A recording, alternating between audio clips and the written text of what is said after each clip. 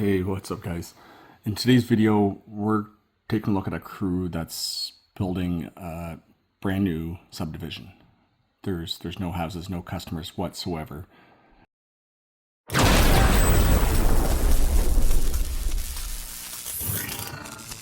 When I was filming this video, I was actually doing a safety visit for our safety department. So I took the opportunity after meeting with the crew and speaking with the guys, just kind of get a few shots here for you. It's something we've never really showed on the channel before. So just to kind of start at the beginning, whenever we're building a new subdivision, the first step, the engineering department meets with the developer. They have to be sure to have all the property lines, everything subdivided, everything surveyed. When we build power lines now, we set the poles right on the property lines between two properties. All the lot numbers are already identified. We're not going to run lines over top of somebody's private property like they kind of did back maybe 50 years ago. So once the surveyor and the staker and all them meet up, plot everything out, there's a really detailed work order showing exactly what is going on each and every pole, what size wire, whether there's going to be triplex for the secondary or just bare neutral, what size transformers, pole sizes. So just to back it up a step, we do have a contractor that does a lot of our pole work, all of our planned pole work for the most part. So when our crews arrived, all the poles were already on site and all the anchors. Our crews then run all the wire, all the equipment, down guys, all that stuff. So it was a winter day, cold day. We don't typically have this many crews on site for a job like this, but there was a few jobs that were canceled. So they just kind of rounded up the troops and figured they'd just bang out this job in one day. So what we're looking at there, that's a dead end pole. You can see it looks like number 2 ACSR primary, probably 2-aught, maybe 4-aught triplex running from pole to pole, and they're getting all their down guys in place. One of the challenges, especially in the winter, for down guys is that anchor was probably set 2 weeks ago. There was some fresh snow since. So if ever you're a crew that sets anchors in a snowy area, it's a good idea to throw maybe some guy guards on board the truck, or even the stake, the wooden stake if it's 3 or 4 feet long, and actually secure it right to the anchor rod or put the guy guard over top of the anchor. It's pretty easy to lose those in the snow and end up digging around for them. This pole here, this is just a service pole, so all the high voltages run on one side of the street in the subdivision. All the homes that are going to be on the opposite side, we have triplex going across the street to the service poles, which are on the property line. And then the triplex, as the houses get built, will kind of split off at about 45-degree angle from each other to each home. Unless, of course, they decide to go underground, at which point they'll just run the wires directly to the pole and we can connect them up top. Maybe wondering why the fellow's climbing. That one there, that pole's a little bit off-road. I don't know if they would have reached it with the truck or not, but where there are a few extra guys on site, sometimes you get a good crew and the guys take the initiative just to put their hooks on and try to move things along a little quicker. So while the guys are framing the pole, the guys that are on the ground doing the groundwork, they were pulling all the wire out, pacing that off, getting all the down guys ready. What a lot of people don't realize is doing groundwork, if you don't know what you're doing, it can really slow up the job for the guy up in the air. So a couple guys there, they're going to check out. There is some hotline, some rubber glove work involved in this job as well. Typically what we do is we build the entire subdivision, and the last span between the new build and the main line, we build that last just to keep the whole area isolated from anything that's energized.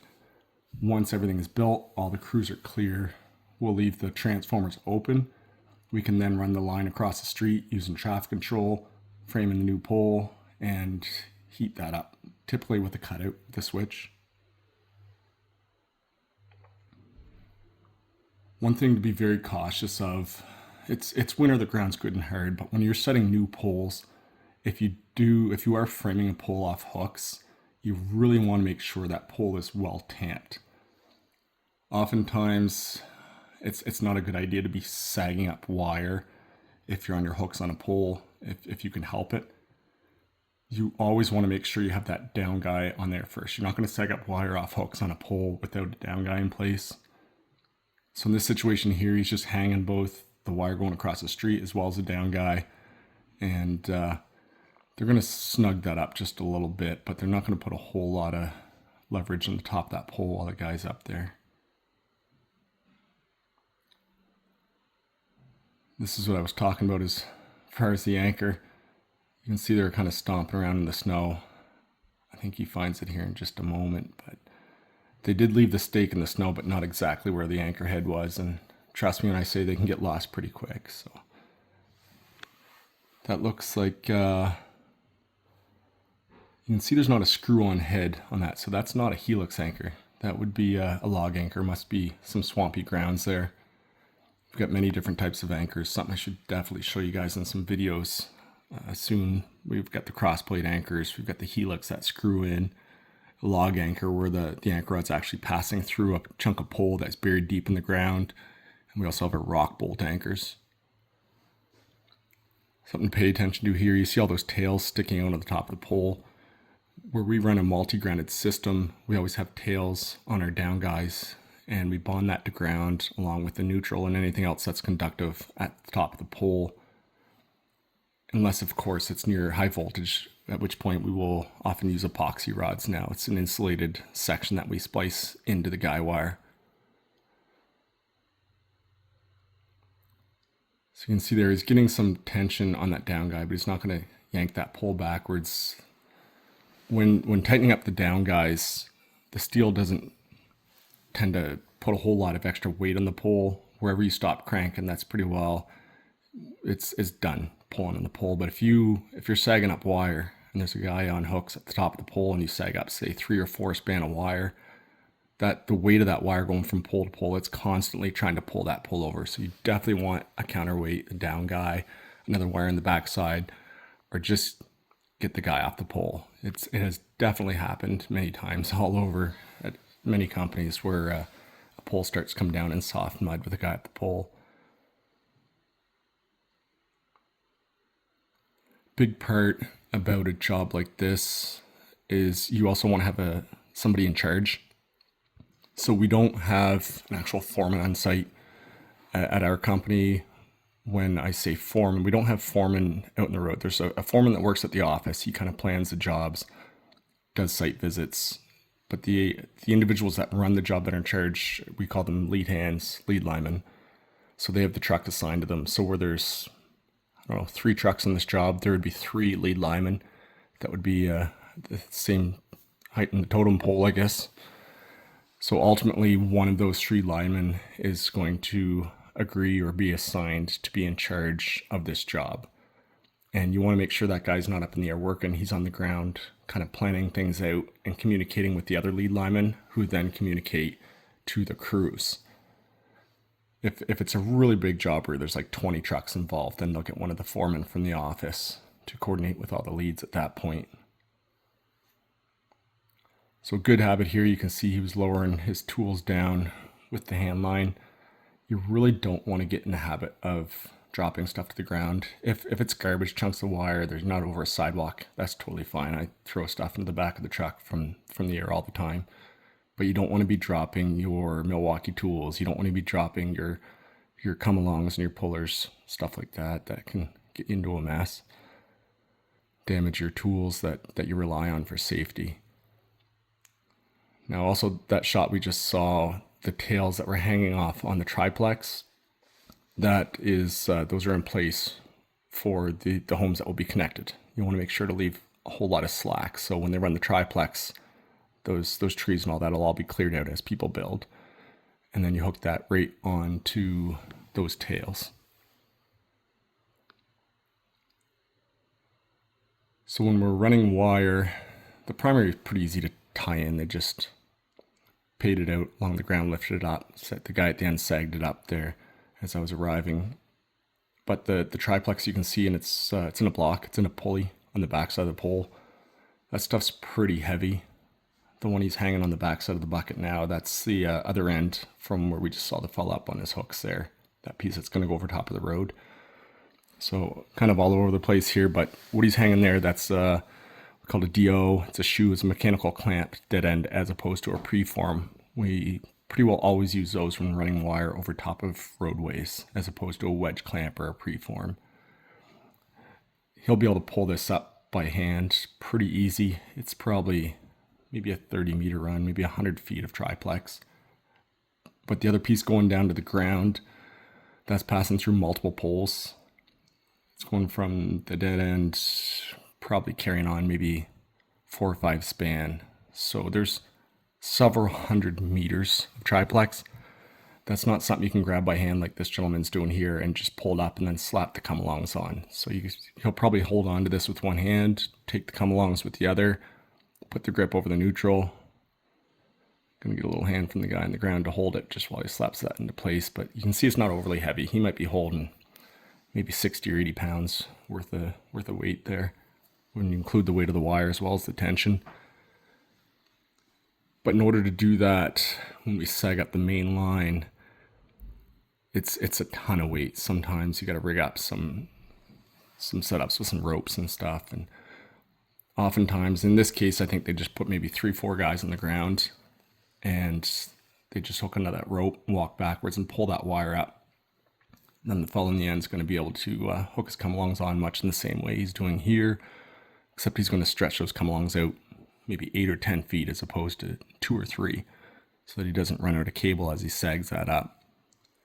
And once it's sagged up, even if we can reach, oftentimes you get a lot of crews, we'll send somebody off just with their hooks just to climb up and tie that into the triplex. If it's not too heavy and you don't need your jib to lift the triplex out of the block, you can just put it on your lap, take 2 steps up, drop that in the spreader block and tie it all in.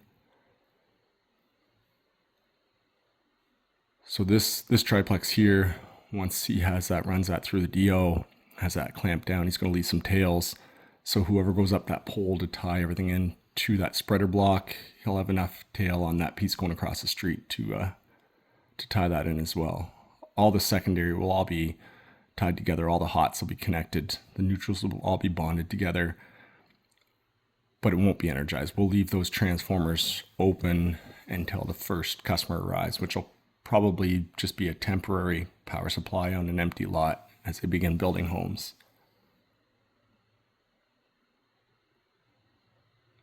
Those DOs are pretty slick. Our old ones, we used to have to take the neutral and kind of feed it through. These guys are open on the side, so they're really good for rubber glove work. You can just slide it in the side, 2 bolts. We haven't had a single one of them fail. It's a really excellent product.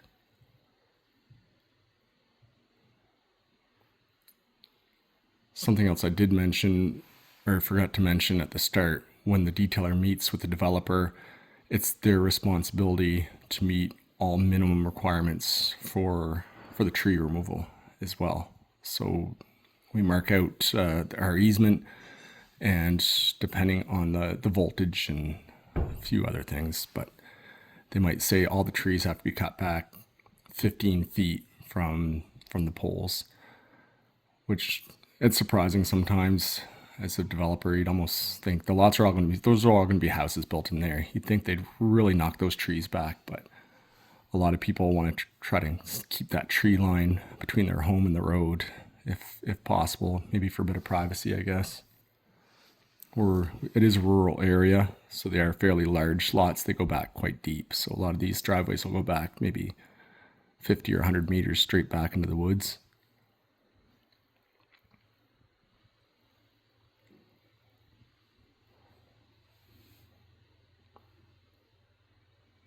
So you can see the stop sign that was just at the bottom left side of the screen. That's the main road there. Now right here, I'm not sure, probably because they had limited trucks, so maybe somebody kind of leapfrogged to the end, but rather than put the triplex directly in that block, sometimes we'll put which is called P-line. We run a rope through it. That way, actually I can see the reason why they did that now. They ran out of triplex. They're gonna have to sleeve that triplex, and that way when they do, they'll be able to run it through that block, pull that through, and this is the final pull. They would have had to hold off and tied that in hot. That down by the orange garage is open wire secondary, so that'll be the last step of the job to energize everything on that pole.